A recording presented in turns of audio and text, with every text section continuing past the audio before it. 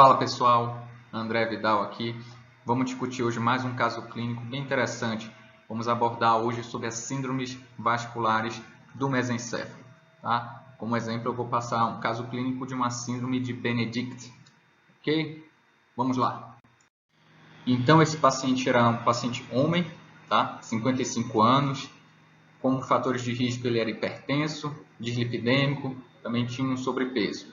E o quadro clínico que ele apresentou, um quadro clínico súbito, tá? Um quadro clínico súbito de visão dupla, queda da pálpebra do olho direito, associado a um desequilíbrio.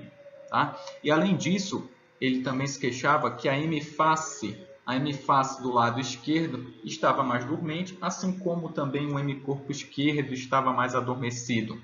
Tá? E isso também ele queixava-se que o lado esquerdo estava um pouco desajeitado, como ele falava, e como se ele tivesse uma fraqueza, um peso do lado esquerdo do corpo. Tá bom? Então, esse é o paciente, tá? Então, no exame neurológico, o que a gente identificou logo de cara? A gente percebeu que ele tinha uma pitose do olho direito, uma pitose palpebral do olho direito, tá? E quando a gente fazia a elevação da pálpebra, tá? Elevamos a pálpebra, percebemos que o globo ocular, ele tem um desvio para fora e para baixo, tá? Para fora e para baixo. E a pupila, quando fizemos o reflexo fotomotor, ela não estava reagente do lado direito. Tá? Então, chegamos à conclusão que tratava-se de uma paralisia do terceiro nervo craniano, o oculomotor. Tá? Um pouco mais a gente pode explicar, então, por que o paciente ficar com o globo ocular com desvio para fora e para baixo. A gente tem que lembrar que o sexto nervo craniano, o abducente, ele faz a abdução do olho. Tá? Como o terceiro nervo craniano é responsável pela inervação do reto medial, que faria a adução do olho, então percebemos que tem uma ação do abducente sem oposição do reto medial. Por isso que o olho fica para fora. Tá? E lembrando que o troclear, que tem como função a inervação do oblíquo superior, onde teria também a ação do paciente olhar para baixo e para dentro. Quando a gente soma esses vetores da função do abducente e do troclear, a gente percebe então que por isso, esse motivo que o paciente apresenta o globo ocular desviado para fora e para baixo. Ok? Então o paciente tinha uma paralisia do terceiro nervo craniano, que é o nervo oculomotor. Além disso, quais eram os outros achados do exame neurológico que a gente identificou? Tá? A gente identificou aqui que o paciente apresentava uma leve hemiparesia completa, proporcionada à esquerda. Uma fraqueza identificada pelas manobras deficitárias, percebemos que tinha uma hemiparesia completa do lado esquerdo. Tá bom? Como a gente pode identificar? Percebam que o paciente ele tem um apagamento do sulco nasolabial à esquerda, onde a gente percebe que essa paralisia facial é do tipo central, tá? Associado também com uma hemiparesia do lado esquerdo do corpo. Okay? Quando evidenciamos também a sensibilidade, fizemos os testes de sensibilidade, percebemos que ele tinha alteração da sensibilidade profunda, tá? Onde que era a sensibilidade de vibração do tato, estava diminuído. Tudo do lado esquerdo, no hemicorpo esquerdo. Associado a isso também, o paciente também tinha uma hemihipostesia contralateral à lesão. Tá? E nas manobras cerebelares, a gente identificou que ele tinha uma hemiataxia contralateral. Então, na manobra de índex-nariz, tinha uma característica mais cerebelar. Então, o que o paciente apresentava? O paciente apresentava uma paralisia de terceiro nervo craniano completa do lado direito e uma hemiparesia completa contralateral, uma hemiataxia contralateral também, e alteração de sensibilidade, tanto térmico-dolorosa como a sensibilidade vibratória e posicional do lado contralateral. Ok, gente? Pessoal, vamos raciocinar junto agora os achados do exame neurológico e tentar topografar, fazer a localização da lesão? Vamos lá? Então, raciocina aqui comigo. concorda que o paciente tinha uma paralisia do óculo motor do lado direito, certo? Mas não era uma paralisia isolada. Ele não só tinha uma paralisia do terceiro nervo craniano, ele tinha outros achados no exame neurológico que faz com a gente começar a pensar e localizar melhor a lesão. Se fosse um terceiro nervo craniano isolado, só o terceiro nervo craniano sem outros achados, a gente começaria a imaginar que fosse uma alteração do nervo oculomotor, tá? Certo? Mas além disso, o paciente tinha também outras alterações. O paciente tinha alteração de sensibilidade no lado esquerdo do corpo, uma hemiataxia do tipo cerebelar no lado esquerdo do corpo, tá? Tinha alteração de sensibilidade e alteração de força. Ou seja, ele tinha uma paralisia do terceiro nervo à direita e contralateral à lesão, as alterações de sensibilidade e força. Tá? Quando a gente começa a juntar esses dados e começa a buscar as nossas bases da neuroanatomia, a gente vai perceber que o terceiro nervo craniano ele sai do mesencéfalo, certo? Ele sai do mesencéfalo e dentro do mesencéfalo, após a emergência do núcleo do terceiro, ele tem um trajeto que a gente chama fascicular, tá? Ele ainda está dentro do tronco cerebral, mas ele ainda não saiu ainda do tronco cerebral. E dentro disso, ele também começa a acometer outras estruturas responsáveis tanto pela força como para a sensibilidade que a gente vai mostrar mais à frente. Então, juntando os dados do exame neurológico, a gente começa a raciocinar, identificar e começa a pensar que essa lesão estaria localizada no mesencéfalo, porque o paciente tinha lesão do terceiro nervo craniano, tinha alteração de força e de sensibilidade contralateral.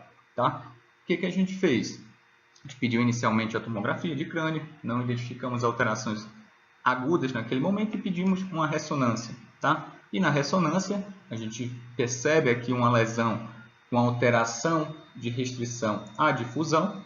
Tá? Ele tinha uma alteração de restrição à difusão justamente no mesencéfalo. Tá? Então, ele tem essa alteração no pedúnculo cerebral do lado direito, associado a uma alteração também do tegmento do mesencéfalo, na sua porção anteromedial. Ok? E agora vamos juntar os dados aqui. Vamos agora puxar um pouco da neuroanatomia. Se a gente for ver, essa aqui do lado direito da tela é onde que tem as alterações que a gente identificou na ressonância do paciente. Alguns cortes, tá? Então percebemos que ele acomete tanto o tegmento e sua porção anteromedial, como o pedúnculo cerebral do lado direito também, tá? E puxando agora os dados da neuroanatomia, esse aqui é uma figura que eu retirei do Duane, tá? Um livro de neuroanatomia muito bom, inclusive, vale a pena. Então, o que nós identificamos? Nós percebemos que no mesencéfalo, tá? Na altura mais ou menos a corte do colículo superior, tá? É onde que nós vamos ter as seguintes estruturas. Então, na porção anterior do pedúnculo cerebral, a gente vai ver que passa tanto o trato córtico-espinhal como o trato córtico-nuclear, o que justifica o achado que a gente encontrou no paciente. O que nós encontramos? Uma hemiparesia atingindo face também. Além disso, o que o paciente apresentava? Ele apresentava também uma hemiataxia do tipo cerebelar. Isso pode ser justificado por uma lesão do pedúnculo cerebelar superior. Lembrar que o pedúnculo cerebelar superior ele se cruza mais ou menos a nível do colículo superior, na transição com o colículo superior, ele decursa, tá? Ele decursa. Então justifica isso. Então justifica a hemitaxia do lado esquerdo devido à lesão do pedúnculo cerebelar superior, devido à decursação, por isso que é contralateral. Outros achados, porque o paciente apresenta alteração de sensibilidade, tá? Por quê? Porque também nessa topografia, tá? A gente vai ter aqui alterações tanto do trato espino-talâmico, tá? Do trato espino-talâmico, como o trato também trigêmino-talâmico. Por isso as alterações de sensibilidade são contralaterais. Por isso que ele tem alteração de sensibilidade na hemiface e também no hemicorpo contralateral. Outra alteração que a gente consegue justificar baseado nos nossos conhecimentos da neuroanatomia. O terceiro nervo, tá? O terceiro nervo craniano, o óculo motor. O terceiro nervo, o óculo motor, ele sai justamente do núcleo do óculo motor, tá? Então, após o núcleo do óculo motor, vai ter o fascículo do óculo motor. Então, esse paciente ele teve lesão do fascículo do óculo motor. Por isso que ele teve uma paralisia do terceiro nervo craniano, do óculo motor. Tá? Isso nesta topografia aqui. Beleza? Juntamos as informações e percebemos que as alterações que o paciente apresenta justificam uma lesão do mesencéfalo. Tá? Uma lesão no mesencéfalo, que é uma lesão do tegmento mesencefálico e uma lesão também do pedúnculo cerebral. Agora, quando a gente puxa um pouco mais da vascularização, a gente vai entender qual seria a vascularização responsável por esse segmento, por segmento do mesencéfalo. A gente percebe aqui que alguns ramos quando a artéria basilar ela termina no seu topo, ela vai dar artéria cerebelar superior e artéria cerebral posterior. Tá? Da artéria cerebral posterior, o seu primeiro segmento é o segmento P1. É esse segmento P1 onde saem os seus ramos, uns ramos que vão vascularizar justamente a porção do tegmento do mesencéfalo e uma porção também do pedúnculo cerebral. Tá? Então, provavelmente, foi um AVC causado pela obstrução do fluxo sanguíneo a nível de P1, primeiro segmento da artéria cerebral posterior, que justifica aquela área de restrição à difusão. Ok, gente? Então, agora, a gente vai juntar os dados e vamos tentar classificar de acordo com as clássicas síndromes. Vamos tentar classificar de acordo com as síndromes clássicas de mesencéfalo que a gente tem. Tá? Às vezes, o paciente que se apresenta para a gente, ele vai ter uma sobreposição de achados neurológicos que às vezes você não consegue identificar claramente, objetivamente. O que é mais importante? É juntar os exames do exame neurológico e tentar topografar a lesão. Tá? Topografando a lesão a nível de mesencéfalo, pegando o tegmento, pegando o pedúnculo, é o mais importante.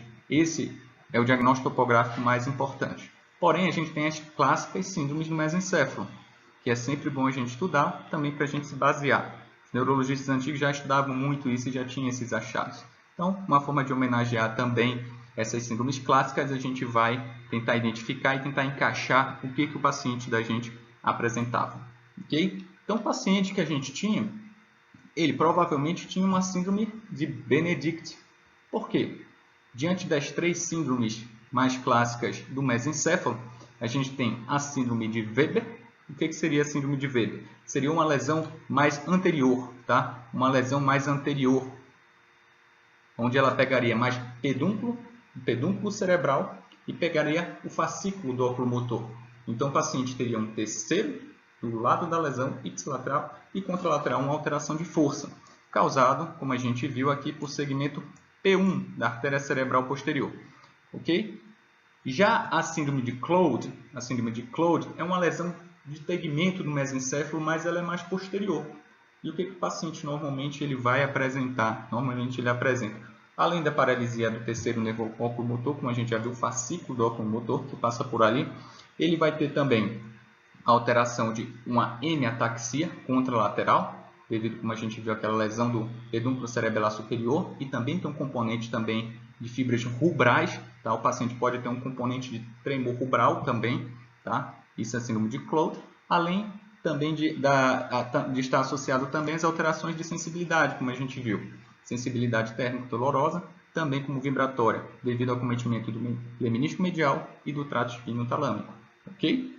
E onde estaria a síndrome de Benedict?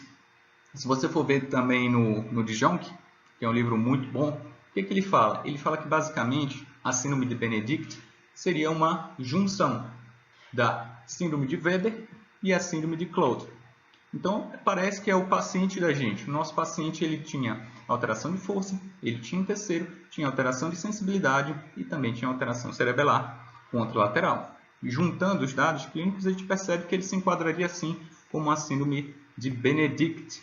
Tá? Caso bem ilustrativo, um caso bem legal. Então, a gente tem que sempre juntar essas informações. Lembre que não precisa decorar as síndromes. Você precisa, sim, baseado no exame neurológico do paciente, fazer a localização topográfica correta. Até porque você vai saber qual exame que você vai pedir depois. Tá ok? No nosso caso, o que o paciente apresentou? O paciente ele tinha um terceiro nervo craniano, um óculo motor do lado direito, paralisia do terceiro à direita, associado com alterações de sensibilidade contralaterais e alteração de força também contralateral à lesão. Então, juntando alteração cerebelares, de sensibilidade e de força contralaterais, juntando com o terceiro nervo craniano, a gente provavelmente estamos diante aqui de uma síndrome de Benedict, uma síndrome vascular do mesencéfalo. Espero que tenham gostado. Um grande abraço.